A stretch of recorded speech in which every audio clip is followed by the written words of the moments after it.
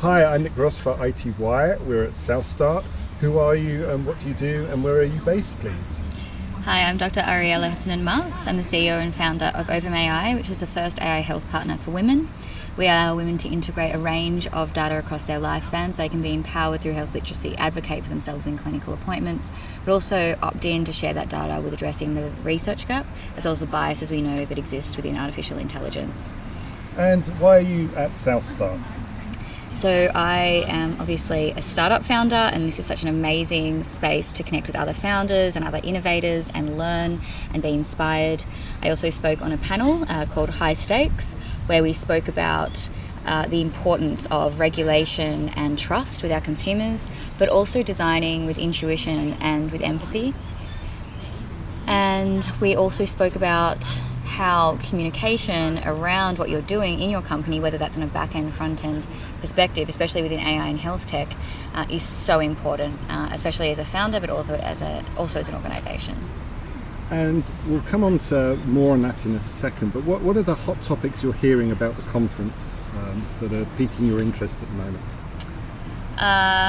I think it would be artificial intelligence. Obviously, this is my space, and I think there's a lot of discussion at the moment around how you use AI for good, how you bring impact and purpose back to AI, which is obviously what I'm trying to do with Ovum. We're a human-first AI company, but how do you also use AI safely, and what needs to change in terms of infrastructure and regulation and governance to allow for AI innovation to have the safest but the biggest impact.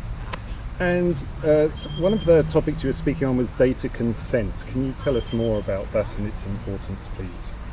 So obviously I can talk to my perspective as a doctor, but also as a PhD candidate focusing on AI and women's health and how we can use AI to better improve access to health information. So what I've done intentionally in my company is not only have I designed a product for women by women, but I've also thought, how can I protect women at the same time? How can I foster trust?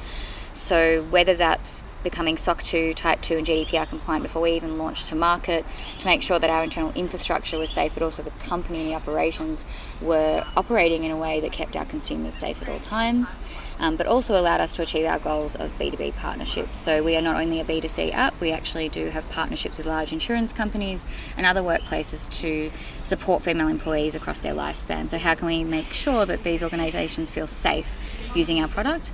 And then on the back end, ensuring that we're mitigating bias or hallucinations with our AI to make sure that it's delivering the safest and most accurate information, especially with women.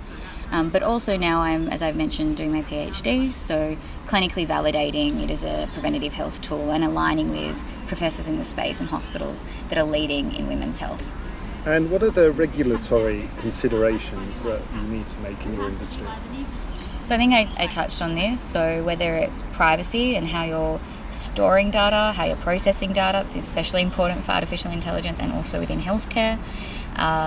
Then it's also looking at ethics around medical liability and risk, and how are you communicating that to your consumer and ensuring that you're doing that in the most the correct way.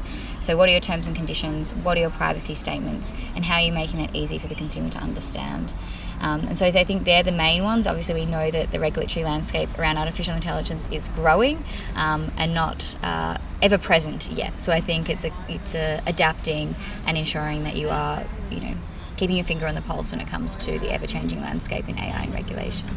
And can you tell us more about the clinical validation steps that you've been going through? So through my PhD, I designed a study which focused on how we could validate Ovum as a preventative health tool for women. So we've gone through human ethics, we've then gone through separate hospital ethics with St George Hospital and the Royal Hospital for Women, with women between 18 to 65, and they're now not only doing focus groups, explaining what barriers they're experiencing in healthcare and their attitudes towards artificial intelligence and even the design of Ovum, but now they're using Ovum and we're using quantitative surveys, patient activation measure scores and health behaviour stages of change questionnaire to get statistically significant, or hopefully statistically significant, changes in preventative health behaviours using our AI platform, and then we'll be able to publish on those as well. And is there anything else you'd like to say to Australia's IT B2B audience? I would say that there's not any solutions currently on the market like Ovum. We know the impact of women's health on female employees in terms of retention and productivity. Ovum is a solution to help workplaces do it, and it's also a safe one. So if you think this is of interest to your workplace, please reach out. I think more workplaces need tools like Ovum. Thank you very much.